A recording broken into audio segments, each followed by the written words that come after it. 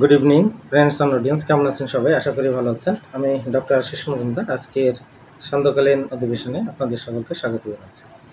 আজকে যে লেসনটি আপনাদের মধ্যে শেয়ার করব সেটি হচ্ছে হোমিওপ্যাথিক মেডিকেল সায়েন্সের খুব সুন্দর একটি লেসন। এই লেসন আমরা বরাবর শেয়ার করে আসছি, কিন্তু আজকের ক্লাসটি একটু ভিন্ন মাত্রা। এটা হচ্ছে একটা মেয়েলি কেস। সেটা সমস্যা কি? কেসটাই ভালো করে শুনুন। মহিলা বয়স হচ্ছে 32 বছর। তো ওনার অসুবিধা কি? 2 মাস ধরে পিরিয়ড বন্ধ। কি বললাম? 2 মাস ধরে পিরিয়ড বন্ধ আছে। তো অ্যাজ ইউজুয়াল, মানে আমরা ডাক্তার হিসেবে প্রথম যে কোয়ারিজগুলো করি সেটা হচ্ছে সমস্যা কতদিন, সেটা হলো। এবার এর জন্য আপনি কি কি ব্যবস্থা নিয়েছেন, কি ডাক্তার দেখিয়েছেন বা কি ওষুধ খেয়েছেন। তো উনি কি বলছে? উনি বললেন যে গ্রামের একজন ডাক্তার আছেন, খুব ভালো ডাক্তার, ওনাকে আমি দেখিয়েছি। উনি আমাকে প্রেগনেন্সি টেস্ট করতে দিলেন, একটা আলট্রাসনোগ্রাম করতে দিলেন, অর্থাৎ ইউএসজি করতে দিলেন, আরেকটি হচ্ছে সিবিসি ব্লাডের। তো ব্লাডের রিপোর্টগুলো সব ভালো, হিমোগ্লোবিন 13.5। তারপর প্রেগনেন্সি টেস্টে দেখা যাচ্ছে নেগেটিভ আসছে, ওটা একটা দাগ উঠেছে। কিন্তু ইউএসজি যখন হোল অ্যাবডোমেন করা হলো সেখানে দেখা যাচ্ছে কিডনিতে স্টোন বা কিডনিতে পাথর ধরা পড়েছে, যার সাইজ আছে 4.4 mm। তো এবার উনি আমার কাছে এসব এসে বললেন।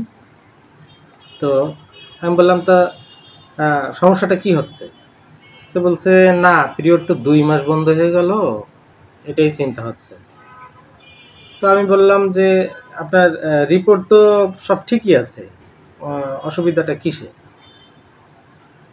আপনার তো ব্লাডের ইয়েও ঠিক আছে, তারপর আপনার প্রেগনেন্সি তো নেগেটিভ আসছে, তা টেনশন কেন হতো?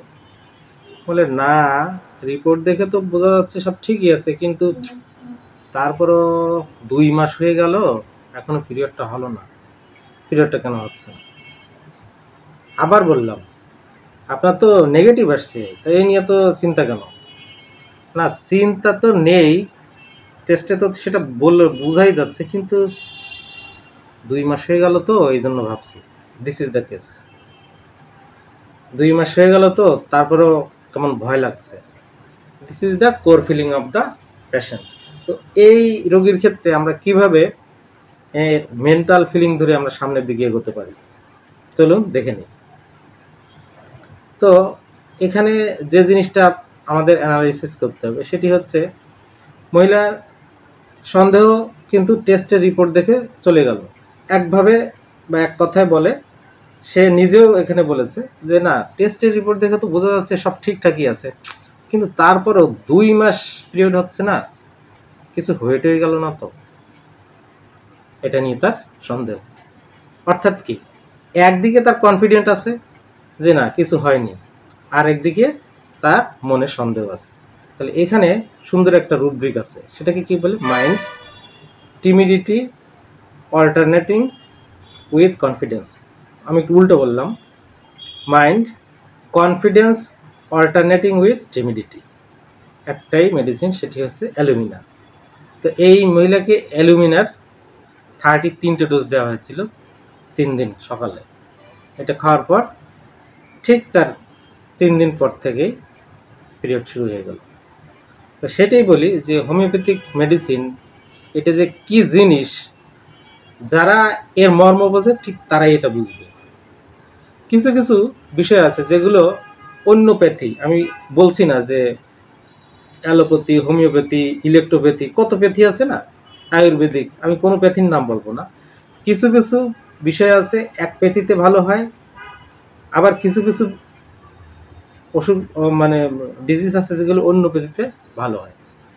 অর্থাৎ একটা প্যাথিতেই যদি সব রোগ ভালো হয়ে যেত, সব মানুষ কিন্তু ওইখানে এসে ভিড় করতো, তাহলে এতগুলো সিস্টেম পৃথিবীতে তৈরি হতো না বা সৃষ্টি হতো না। এটিই তো পৃথিবীর রহস্য বা সৃষ্টিকর্তার।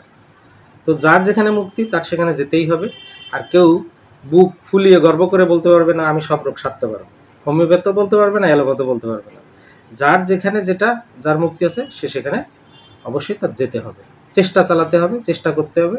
আমার অসুখ বা আমার অসুবিধা এখানে না হোক আরেক জায়গায়, আরেক জায়গায় না হোক আরেক জায়গায়, এইভাবে আপনাকে মোটামুটি আপনার সমস্যাগুলো সমাধান করার পথ আপনাকেই খুঁজতে হবে। তো সবাই ভালো থাকবেন, সুস্থ থাকবেন। আমরা শীঘ্রই লাইভ অনুষ্ঠান করতে যাচ্ছি। আমরা সেই নিমন্ত্রণ আমরা আগেই জানিয়ে দিব। তো সবাই সেই অনুষ্ঠানে যোগ দিবেন। কার কি কি সুবিধা আছে অসুবিধা আছে একেবারে লাইভ এখানে ডিসকাস করা হবে, তার একটা মানে সমাধান দেওয়ার চেষ্টা করা হবে। তো এই মাসের শেষ দিকেই আশা করি লাইভটা করা হবে। তো সবাই উপস্থিত থাকবেন, আশা করি আপনাদের যে কোনো সমস্যা নিয়ে হাজির হবেন, উত্তর দেওয়ার চেষ্টা করব। তো সবাই ভালো থাকবেন, সুস্থ থাকবেন। শুভ সন্ধ্যা।